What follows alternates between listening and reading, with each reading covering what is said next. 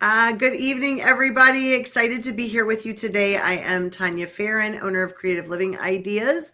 I'm an educator and a mom, and happy to be here with you on Parenting in the Trenches, the back to school transitions, along here with my amazing partner in this series, Dr. Misbah Qureshi. Hey, good afternoon, Dr. Tanya. I am your co host of Parenting in the Trenches. I am currently in Maryland, coming live from Umid Center for Healing Relationships. So, we started this partnership earlier this year, and I can't believe whew, we are all 3/4. Is it 3/4 done? Yeah, pretty much.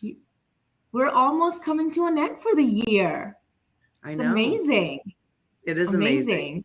It really is. It's been And so fun.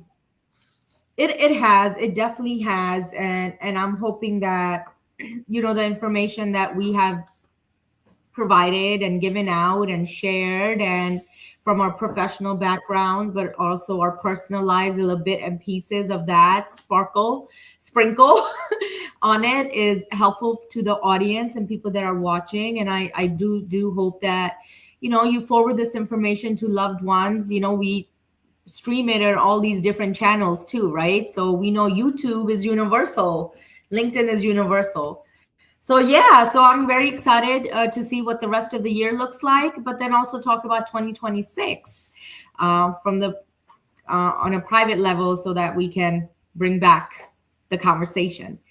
Absolutely. With that, we can get started with today's topic. So last week we did college transitions, and today we're going to talk about back to school transitions. Mm-hmm. So, Dr. Tanya, you are an educator. Mm-hmm. I think you should take first dibs on this one. Absolutely. Well, this is something that is definitely affects an educator's life and a family's life, is these back to school transitions. Mm-hmm. And, the more that I started learning about transitions, the more I realized, wow, there were some things as a mom I probably could have tweaked a little bit differently to maybe help these transitions a little bit better for my kids. So those of you that are out there that are listening, you may fully understand what a transition is. And this may be the first time that you're really hearing or maybe recognizing that our kids are going through transitions every day, every year, every time something new is happening, just like we are as well. And so the more that we can help you understand that and understand how you can help your child when they're going back to school in an elementary level or in any position that they're going into, the more that you can help your child ease into that transition a little bit better. It maybe can be less rocky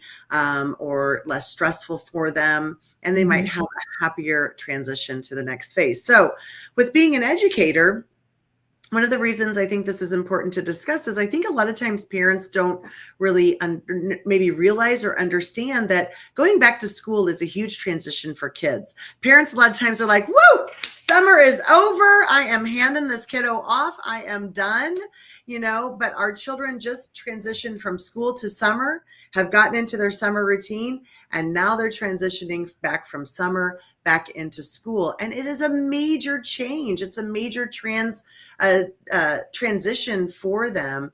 And I've seen a lot of people who have had challenges with transitions like that, especially young children. Mm-hmm. So I thought it was important for us to talk about that. I don't even have in my book, I don't even have my book handy here, but I do have an image of my book. Let me grab that really quick, and it'll slide around our heads here. But this is my book, Raising the Well-Adjusted Child, a Parent's Manual. I don't have a chapter on transitions here. Next book will definitely have one in here. That's how important that I think it is. But I do talk about different types of transitions kind of weaved in and out of it. You can grab this on Amazon.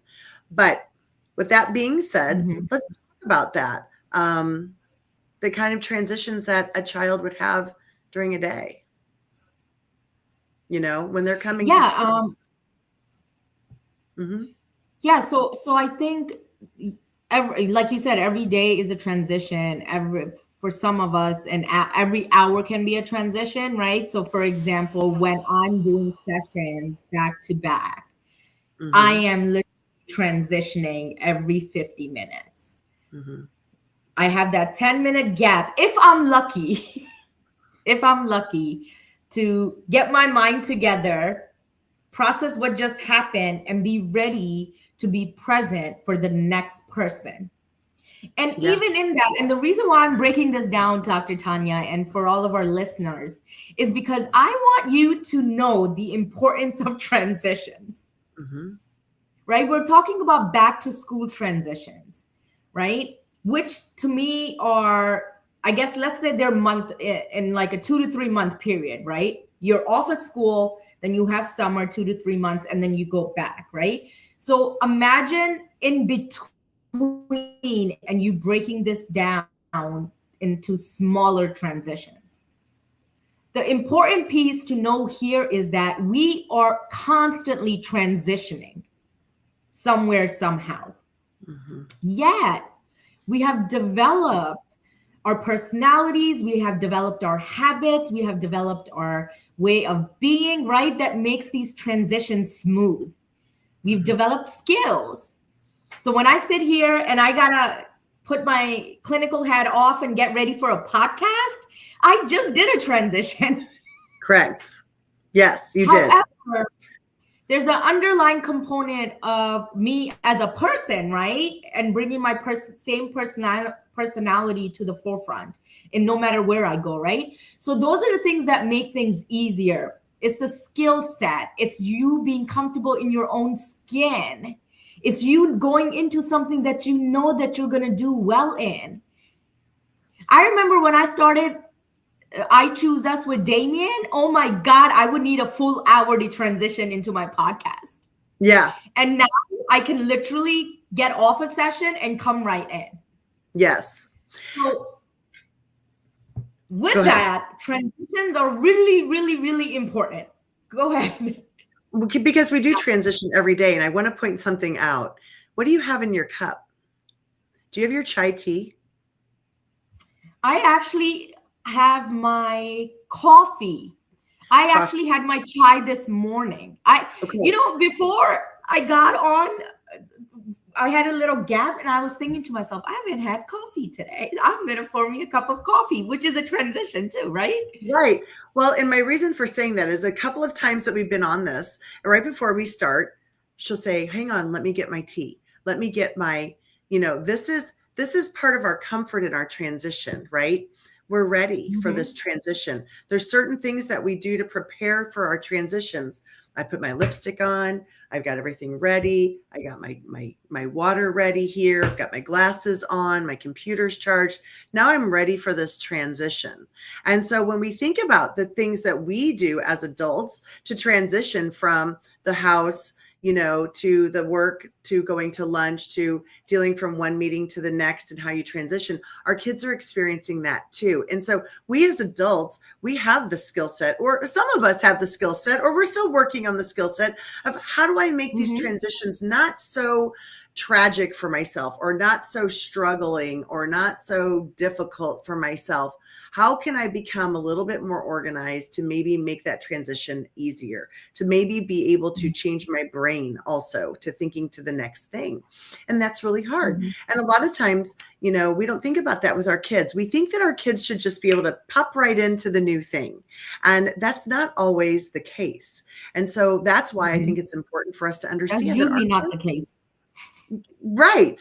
It's really not the case. That's why it's important, I think, for us to think about the transition that a child has in the school day. So you think about that transitioning from summer to school. This seems very basic. However, their sleep patterns are different. They're going to have to go to bed a little bit earlier. They're going to have to rise earlier. When you wake up, think about you waking up on the weekend as opposed to waking up on the workday. It probably looks different. So now these kids' weeks are going to look completely different because now they're going to have to get up and they're going to have to get dressed, or they're going to have their breakfast. They're going to have their backpack packed, those things to be ready to go. That's a transition. Now we're going to transition outside of the home, and we're going to either ride a public transportation, a bus to get to school, or our parents are going to take us, or the neighbor is going to take us. And then what seat do I sit in? Where do I go? How do I sit? I'm going to carpool with the neighbor. How do I know where my position in the car is? I'm nervous. I don't really spend time with this neighbor. transition, Yeah. transition, right? Then we're going to walk into a Mhm. building. We're going to go down the hall to a new classroom, to a new teacher, to new kids in my Yeah. room, transition. Lunch, who do I sit with? Transition. Going to a PE class, or going to, if you're in middle school or high school, transitioning all of those times, 6 times throughout the day, going to a new one. And then what am I doing after school? Transition. A lot of Mhm. transitions are happening right away with our kiddos. And so being able to recognize all of those pieces and spending some time talking to your child about that, I think is really important. And there's also another transition. Maybe grandma's putting the child on the bus because mom goes to work. Maybe Monday through Thursday they're with dad, and Friday, Saturday, and Sunday they're with mom. Those are transitions. That might change, that schedule may change due to the school year beginning, whoever's closest to school, whoever's in the resident area of the school. Like, there are so many Mhm. transitions for kids and for Yeah. families to really think Yeah. about. Yeah, Mhm. and the things that you're mentioning, Dr. Tanya, are I would call like very like that's if those are like normal transitions if other significant events haven't happened in your life. Correct. So for Yes, you're example, right. you're at the same house, in the same neighborhood, in this Sure. with all the same people in the household, right? But what about the transitions where you and your family move somewhere Mhm. else, right? That's a big transition. You just moved this year, or you're part of a military family, right? Or your parents separated, Mhm. finally stamped that divorce, Mhm. right? And then you have to juggle between two households now, maybe three with Right. grandparents, like whatever the case is, right? So the examples you're sharing, those are just like normal things that happen without the chaos and the challenges of other layers of life situation. And that Right. doesn't even include losing a loved one. Of course. Well, So and we think about, imagine, go ahead. go ahead. No, So I'm I was even like, so thinking just like imagine. there's go ahead. You go, you go, you go. Okay, so I was just gonna say, just imagine the layer of emotional, mental, psychological transitions, right? Like when we think about transition, when we're walking, right? Walking is one form of transition, going from one class to another and finding the gym and finding the locker room, right? That's a physical transition. You are literally taking yourself there. But what about the transitions you don't see? That's inside. Right. The emotional, the mental, the psychological. How's my child feeling about this? Mhm. They're starting a new school. Maybe they're starting a specialized school. Maybe they've had a rough, really rough summer because they moved and lost all of their friends. But then, hey, school starts in 2 days. You better go to bed early, right? Right. So part of it is, again, I think it's about being intentional. And what I think we'll talk about is those conversations. What does that look like? Right. Exactly. And there are, and that's when I was, I'm glad that you really pointed that out, because that was my intention with all of that. Like, this is all new. They're nervous. They're scared. I remember feeling just this empty pit in my stomach. And you know what, you guys? I did not like going to school. I'm a school principal. I've been I've been an elementary, middle, and high school principal for 30 years. My job is a school. I didn't like going to school. I I You like remember running it. That's why. September. Well, you know why? You know why? Because to me, my goal is to make it comforting for the kids, because I know how I felt. And I still to this day have to remind myself in September, when I get an empty pit in my feeling in my stomach, when the winds change and it becomes fall, I don't have to be that. I'm not that kid anymore. And it's okay. And it's interesting because it was really scary to go stand at the bus stop. I remember feeling nervous and scared and alone and worried, and all of those things that you were talking about emotionally being brought up. And that's where I was trying to get at with all of these transitions, And again, there's so many more things too. you're on medication for the first time, a child, maybe have diagnosed over the summer, or maybe contracted an illness. I look different. I've grown. Whatever, like there's so many things that have happened to us in just a 3-month time that those challenges are hard. So how do you recognize that in your child? And I think that's the next thing. Like we've covered, there's a lot of transitions and we all experience them and we have skills as an adult, but how do you recognize that in your child that they may be struggling or they may be needing some support? So what are some things that you're noticing with your kids, whether they don't want to talk about going to school the next year, they don't want to bring it up. They don't want to talk about it. That could be a clue into something's not sitting right with this, this situation. I may want to tap into it. You might see some increased hyperactivity with your kids when you bring up school. You may see behaviors like a child running underneath a table when you bring up a school and say going back to school, or, in 2 weeks you start school, shoom, under the table they go. That should probably let me know that they're probably feeling uncomfortable about this, yelling at you. I don't want to go to school. I don't want to talk about it. Okay. Some kids will outwardly tell you, I don't want to talk about that. So how do you recognize those things? And what are those signs in your kids about some of these transitions that they're going to experience? Any other types of symptoms that you see? Yeah, I have some thoughts on that, and I'm also wondering if we have any awesome people in the audience that want to share things that they may have dealt with when school came around, or maybe they've seen in their kids something that they had to address. So I see that Christy's here. Thank you for being here, Lisa. Thank you so much. Yeah, tell us about your experiences so that we can put this work into live lived experience. Absolutely. So while we get some comments, I'm thinking, Dr. Tanya, like for me, the question is, we have these behaviors, right? Some are implicit, some are explicit, right? Because kids are different, right? I mean, how often do we get when a kid doesn't want to go to school, they wake up and say they have a tummy ache. They're not feeling well, right? Yes. Right? Or the night before, they're like, Mom, Dad, I can't do it. And then you find out they're getting bullied in school, right? So I think those are some common things, is just to kind of look at some level of resistance, hesitation, right? But also something, I know we often say this as a therapist, any behavior that's not common of them and that's different, right? So you have your kid also enjoys going to school, but all of a sudden doesn't want to go. You got to be curious, right? And then I think when we're specifically talking about being mindful of transitions, one of the questions that I tell parents often, caregivers, you have to ask yourself, has my child, especially when we're talking about back to school, has my child went through anything unique and different and additional this summer? What has happened this summer? Specifically, and again, that we can talk about that for the entire life, right? What has happened?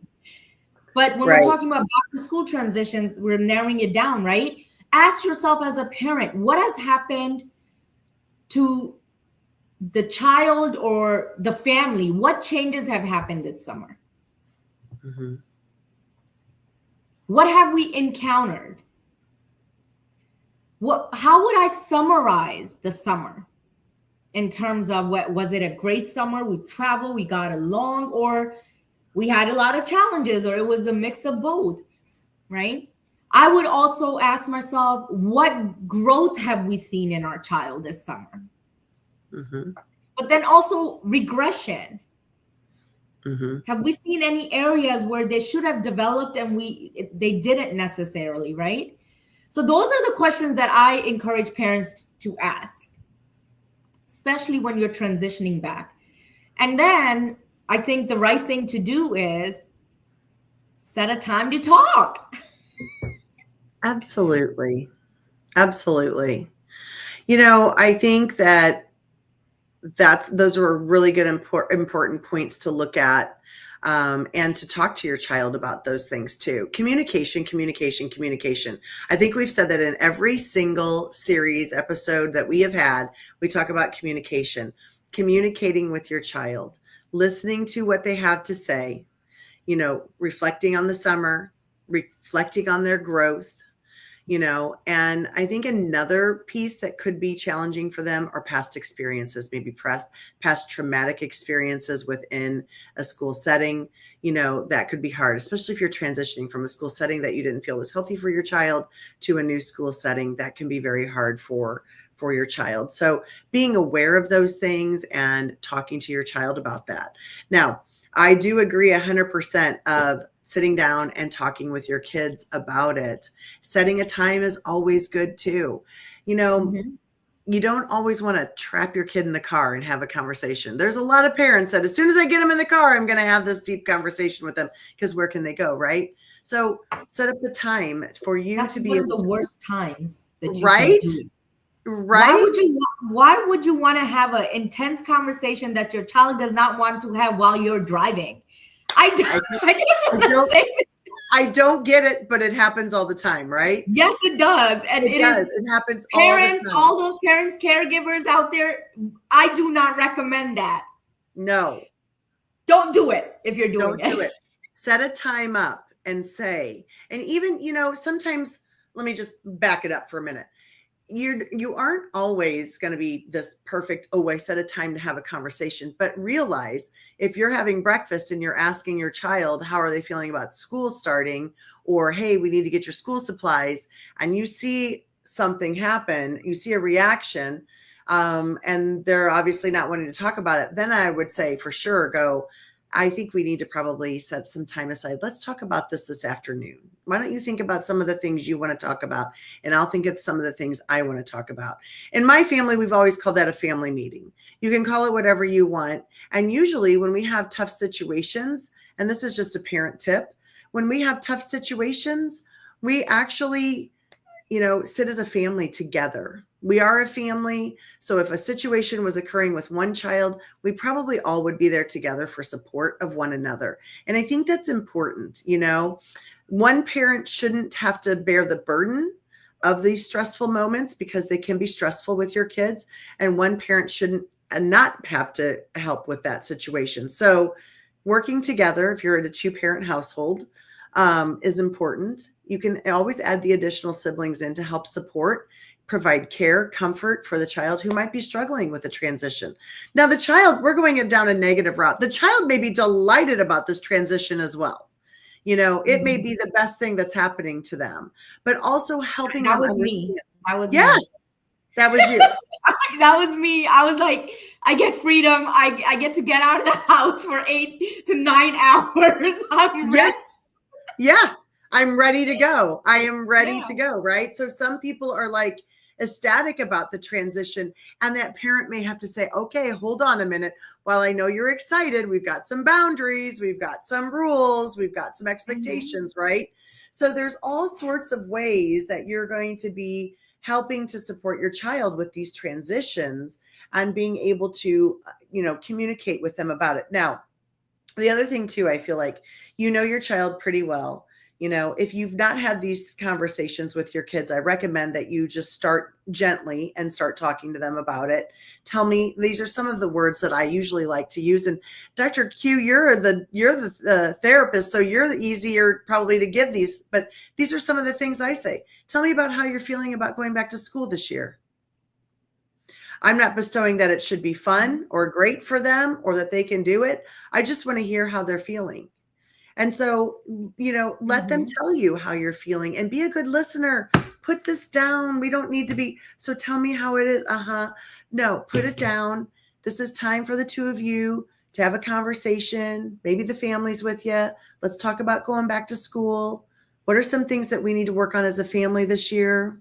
How can we help each other get ready? How can we help each other with this transition? What needs to be done? Should we do something different? And everybody has to say something. That's kind of one of our rules. Everybody has to say something. Now, my husband, Yeah. he's always the strong, quiet type. He speaks when he feels like he should make this, but I've always said, we want to hear from you too. And then my girls have always said, yeah, Dad, we want to hear from you. So Mhm. everybody has to say something. Yeah. And I think that's Yeah. important. I think having those conversations is very, very important. And when you do it, it's even more significant. Mm-hmm. The timing of those conversation is very significant. Like we said earlier, right? If you're trying to squeeze in something on your drive somewhere, you're literally pushing your child away Yes. from a time where you can engage with them about something else. And that doesn't mean, I do want to acknowledge that everybody's on a time constraint. We do want to honor our parents too, because they are Yes. pulled in all types of directions. So the Yes. things that me and Dr. Tanya are talking about are ideal situations, guys. Yet there's practical ways to do some of this stuff too, right? And there has to be a level of intentionality around valuable conversations. Is Yes. what you need to ask yourself. I have to talk to my child about this. Is this a value conversation? Does this conversation bring value to my child's life and our relationship? And if that's a yes, then you want to create time for it in your schedule. Mm-hmm. So we all know when we know when school's going to start. We get a full academic calendar. Everybody knows when school starts. Last week we had college transitions, right? This week, upcoming week, school is starting. So pencil these things in already on your schedule. Prioritize them. Mm-hmm. And I'm just going to say, not everybody knows when school starts. You'd be surprised. You would be surprised at the number of people that said, I didn't realize school started tomorrow. So then we're in a hustle and a bustle to get ready, right? So then we make a transition more challenging than it needs to be. So like Dr. Q said, schedule it in, pay attention to it, look at it, go by the school, call the school, get on their website. Most every school has a website these days. Get on the website, find out when school starts, put it on your calendar. You know, you have a middle schooler or a high schooler, put them in charge of it. You're a super busy mom. You need to look up, give them a list, find out when school is starting, find out what supplies you need. Let's do this together, you know, and set those times aside. When are we going to do some school shopping? What do we need so that you are prepared? No one likes to go into anything unprepared. I don't want to go into a meeting unprepared. I don't want to walk into an event unprepared. It doesn't make me feel good. You feel stressed. So let's not put our kids in these situations. Now, these are things that we can control, right? We can control that we know when school starts. We can control when we know what supplies our student needs to have. You know, do they need a new pair of tennis shoes? Do they need a new backpack? What do they need? Are they buying their lunch? These are things and conversations that need to happen beforehand and that we can control for our kids. We can't control all of the kids that are in their classroom. We can't control whether they're going to like their teacher or not. We can't control whether they're going to have a great bus ride, who's their seatmate's going to be. But there's some things in the transitions that we can control for them and with them together to make it a good experience. And I think when you think about these conversations with kids, the conversations, some kids don't want to have them. And my encouragement, right? I mean, my encouragement would be set a timer. Say, let's talk about this for 5 minutes today, and set a timer and honor the time, you know, and then ask, I'd like to come back tomorrow and talk about the school supplies. I'd like to come back tomorrow and talk about lunches. I'd like to come back the next day and talk about this. And maybe just setting some small time frames.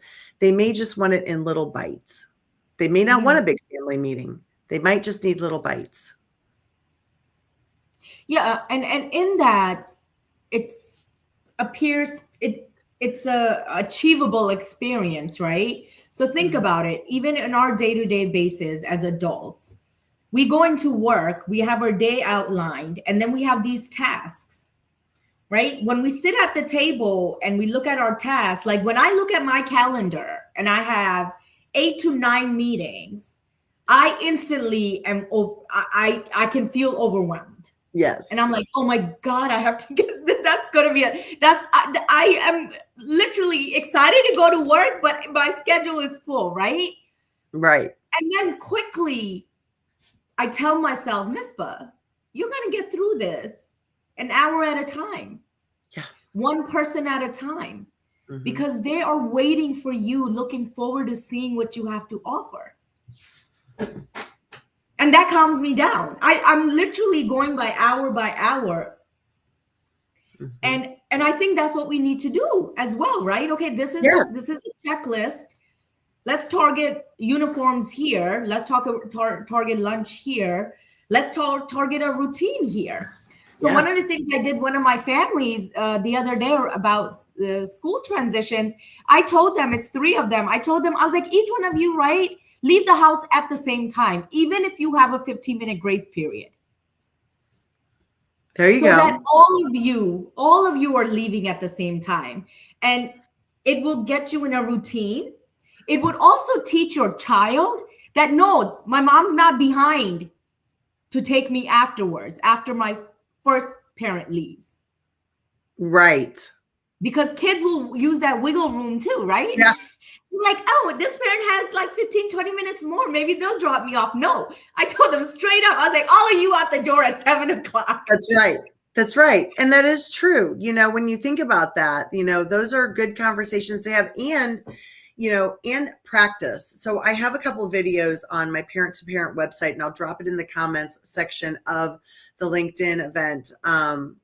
I normally have that in there already, but I didn't get that in there, but I'll put it in there. And I have some videos on going back to school. And one of them is practicing things, like practicing walking your child, like, when do they go to the bus? A lot of kids put themselves on the bus because parents have already left, right? So what is the time? Where do they go? Walk them to the bus stop. Practice it 2 or 3 days. Practice getting up and going. Practice waiting there. What is your expectation as the parent? Are they standing in the street? Are they standing behind the mailbox? Are they visible? How far back do you want them to be? I mean, it's actually one of my most popular videos on TikTok is the bus safety video of how to get your kids ready to get on the bus. You know, these are things that, you know, parents don't really learn about, you know, and so practicing those things, walk them up to school, introduce them to the school staff. Yeah. Hello, this is the secretary. Here's the office. Here's where the nurse is.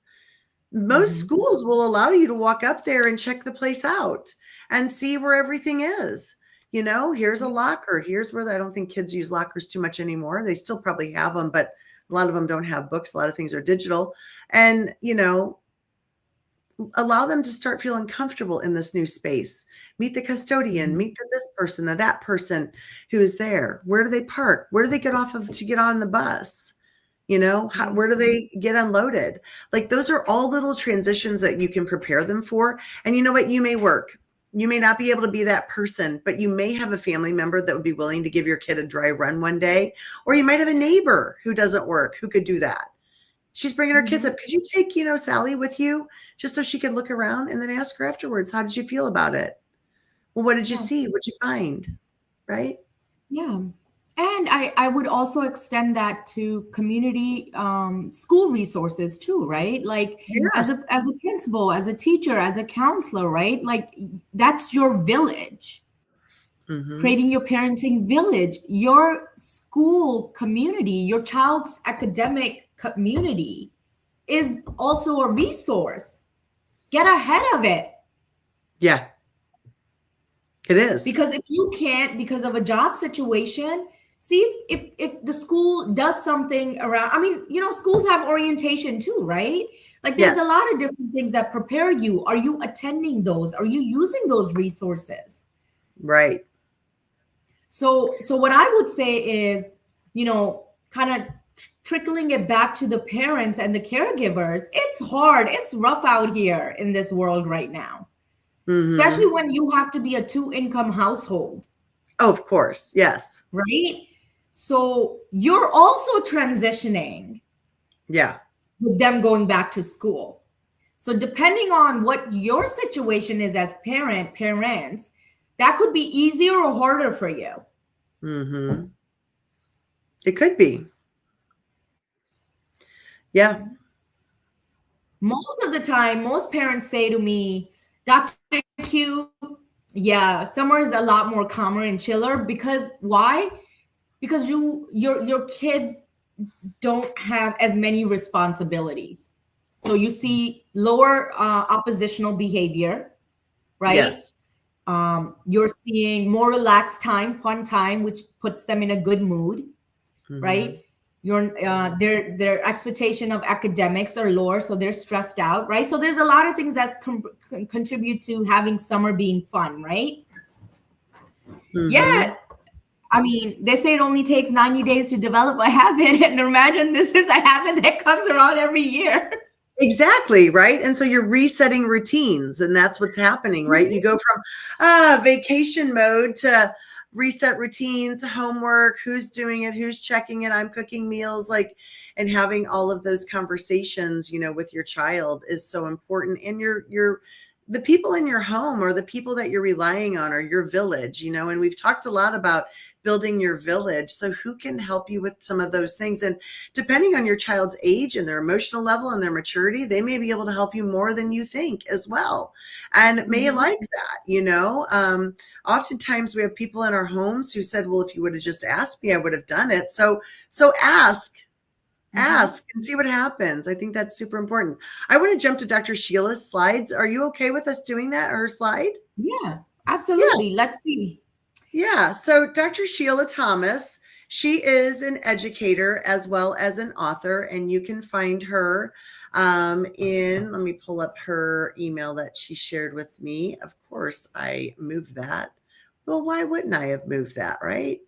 Um, but Dr. Sheila Thomas is a wonderful educator. She talks to parents all of the time. And she sent us this information so that we could have some information from her. She is the owner of Thomas Educational Consulting and Training and Great Day Publishing Company. And so she has created this book that's on here, JR's Biggest Fan. And she's written a couple of children's books. So check out Dr. Sheila Thomas. She's on LinkedIn.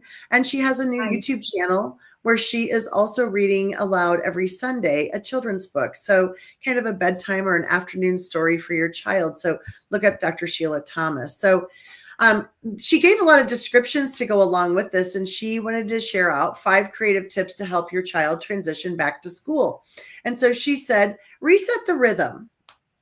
And she wrote, think of your household like an orchestra. Start tuning up before the big performance. Ease bedtime and wake up schedules back into school mode a week early so the first day symphony plays in harmony, not chaos. Create and post a chart of rituals and routines with visuals to help your child see the flow of their day and to get back on track. I love a visual schedule. I don't know about you, Dr. Q, but my day, this is my office calendar, actual physical calendar to go along with my electronic calendar. And then I have my Mhm. family calendar on the refrigerator, right? Mhm. Yeah, I love calendars. I mean, I use electronic health records, so everything is on there and it's like color coded. Um, I Yeah. love it. And I still do to-do lists. Like I'll Yes. make a to-do list with a little box and I'll color it in and I'm like, check. Check. Right? And the feeling of, oh, accomplishment when you Right? go down the list, I'm like, oh my God, I was so productive. I love that. So those of you that are listening, also add in your 2 cents worth of how you helped reset your house or what you do, to get that rhythm back in, that school rhythm back in. But I love that visual schedules for children so they can see, right? That's a way they can start becoming independent no matter what age. They know they need their backpack, brush their teeth, get themselves dressed, pack their lunchbox, whatever it is you're having them do, get them checked and out the door. They know what time it is. You can use images. Of course, you have Yeah. a teenager. We've got lots of ways for that. Love that.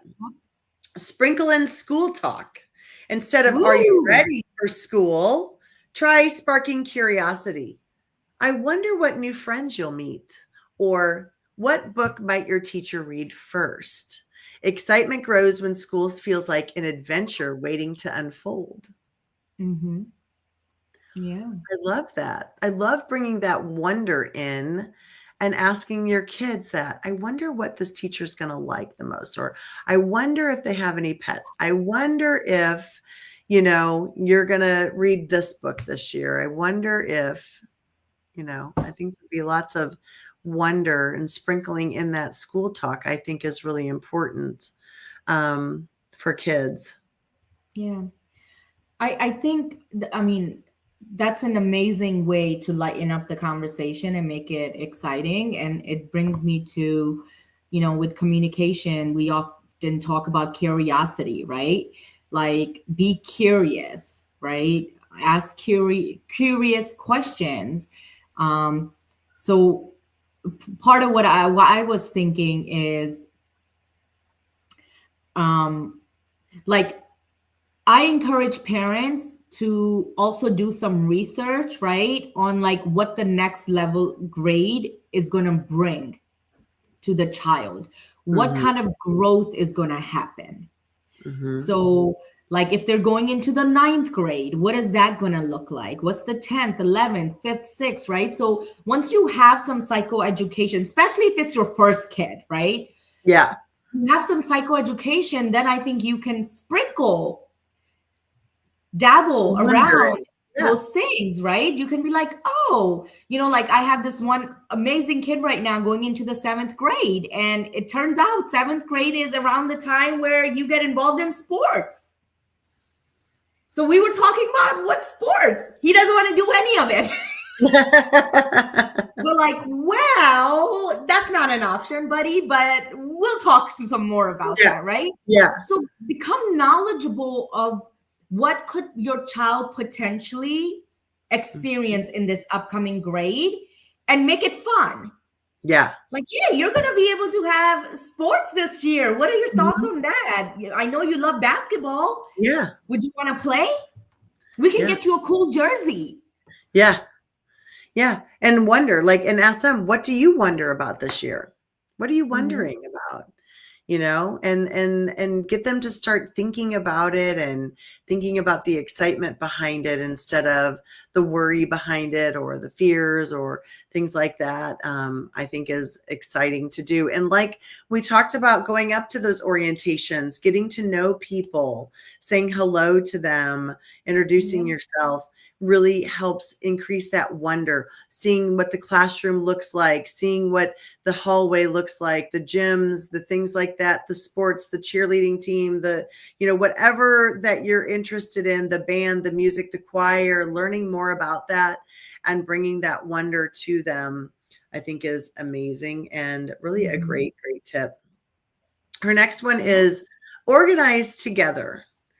Involve your child in preparing school supplies, picking up clothes, setting up a homework or a reading space at home. Participation builds ownership and excitement and helps them feel ready for the journey ahead. I have a funny story. I was so Mhm. excited. I don't remember which daughter of mine, but they had their school supplies, and I mean bags of them, paper towels, the wipes, the pencils, the crayons, the colored pencils, all of the things. And she was excited. She was going into kindergarten. She was excited to write her name on the school supplies, and she could write her name. So I let her do it. I gave her the Sharpie. And then when I looked at it, every one was written backwards. Now, she's never written her name backwards. I'm wondering still to this day if it was like an anxious, like she got it all backwards. Like every letter was transposed backwards.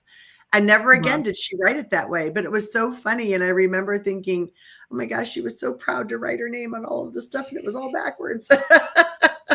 But Did you say that to her, or you just no, of feel course not. proud? Okay, Of good. course not. I just was like, "Hey, look at that. That's awesome," and I thought, "Oh, no." It was funny, but, You're like, oh, this is a talented way of writing your name. I love it. yes, no, of course. I don't even think she knows they know this. I don't even remember which one it is, but I don't think we told them the story, but, It was funny, but they do love that. That's an exciting piece to go and get. As for a parent who's working, you're exhausted, you're tired, and it's another $100 you really don't want to spend, but it's exciting for your kids to get new things and to have those. And not every child can get that, but there's lots of great backpack programs.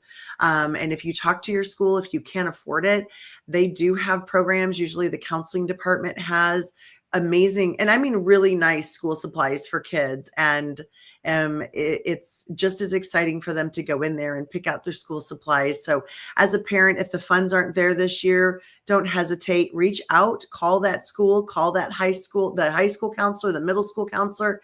They will help you get those supplies to help get your child organized. Because you know what? Some years the funds just aren't there, and that happens sometimes in life. Mm-hmm. Well, that, and we also have inflation as well, right? What you can get for $20 10 years ago isn't the same, right? So I think we have to consider that. And again, Dr. Tanya, I love that you brought up the back to school events, because, Umid Center just did one with the interest team. One of my colleagues, she's actually a realtor. So she started this back to school event here in Randallstown High School in Maryland. She does it every August. I think it's been going on for 5 years now.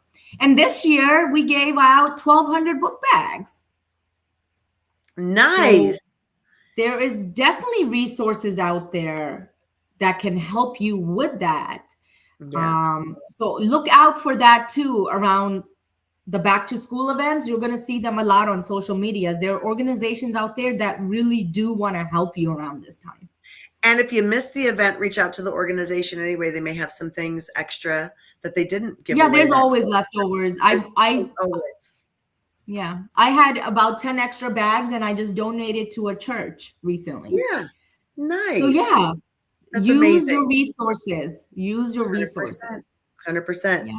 The next thing that she has is name the nerves. So butterflies in the belly, give them wings. Invite your child to draw, write, or talk about any worries. Then create a goodbye butterflies ritual with deep breaths, a fist bump, or a silly dance to release the jitters before the big day. Mm-hmm. Now, that is really some really sweet things. Very elementary, I think, in that sense. But I could see how you could modify it and change it for any age, and any person.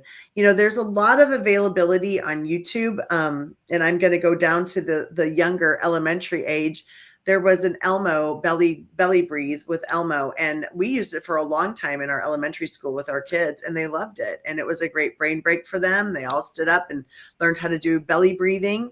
But there's other ones on there for adults as well on YouTube that you can look up, some deep breathing exercises, things like that to help ease your anxieties or the child's anxieties.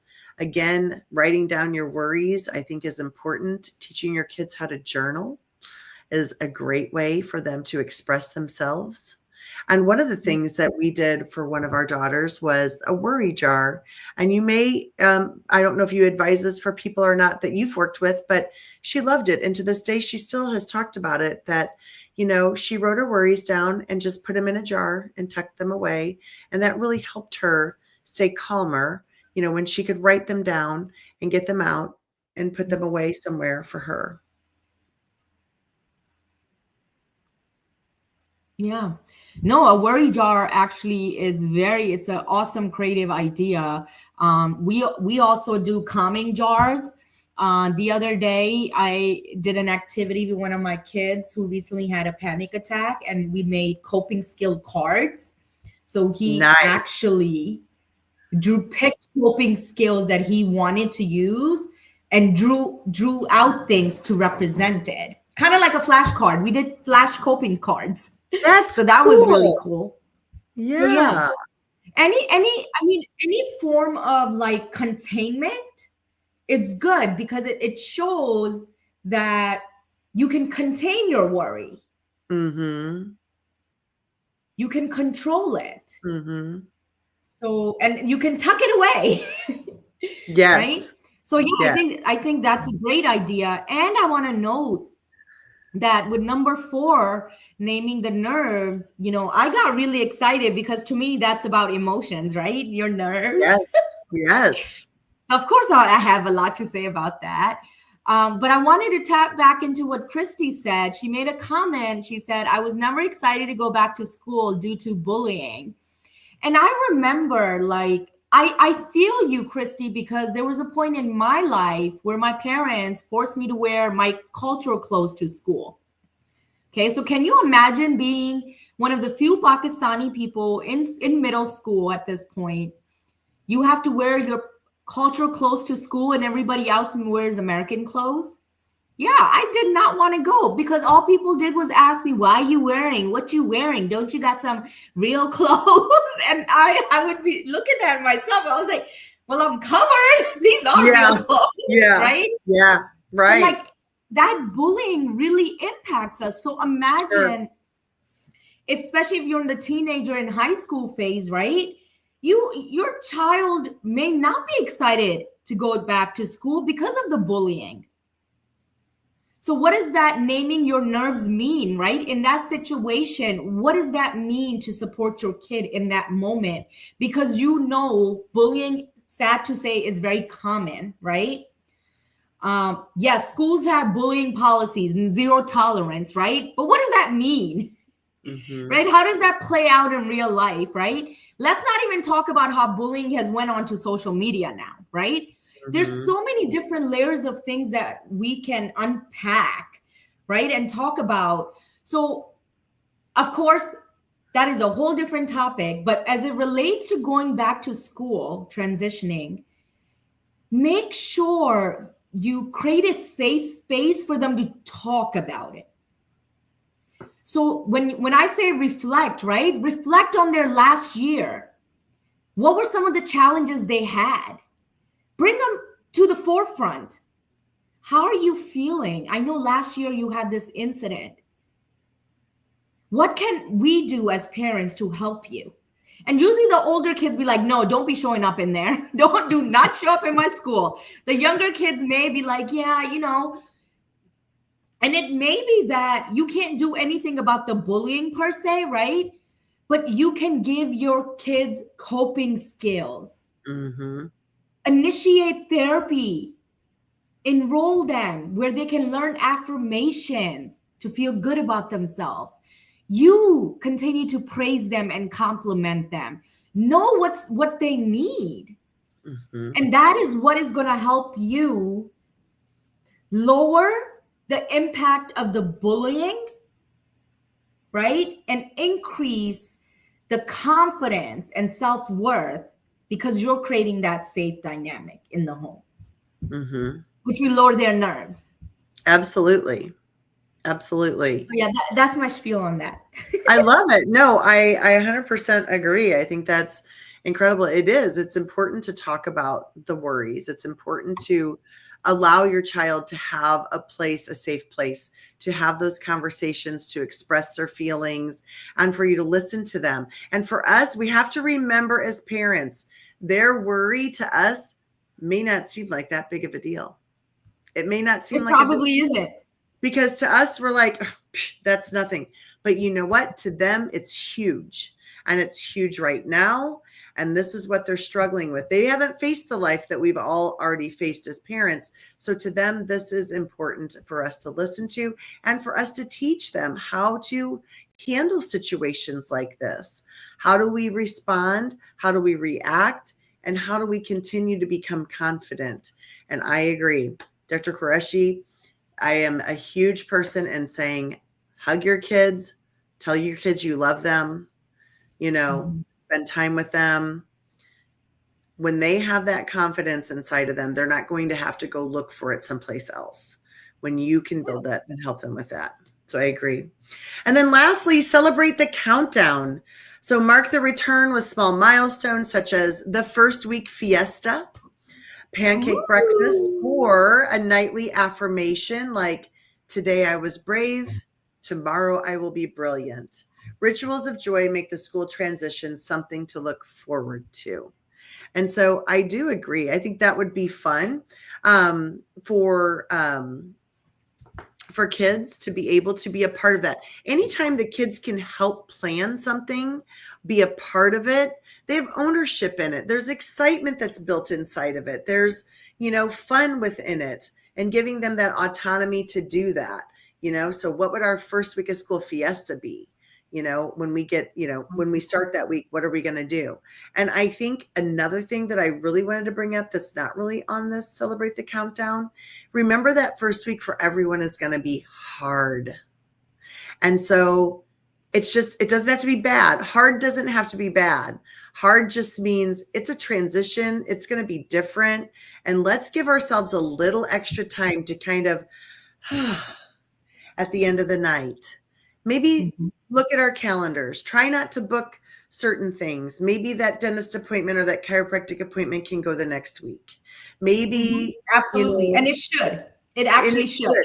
It should. Let's look at those things that we can get rid of and just enjoy our time as a family together, and plan some things that we're going to maybe do together. Maybe we're going to snuggle on the couch together as a family and watch a great movie and laugh.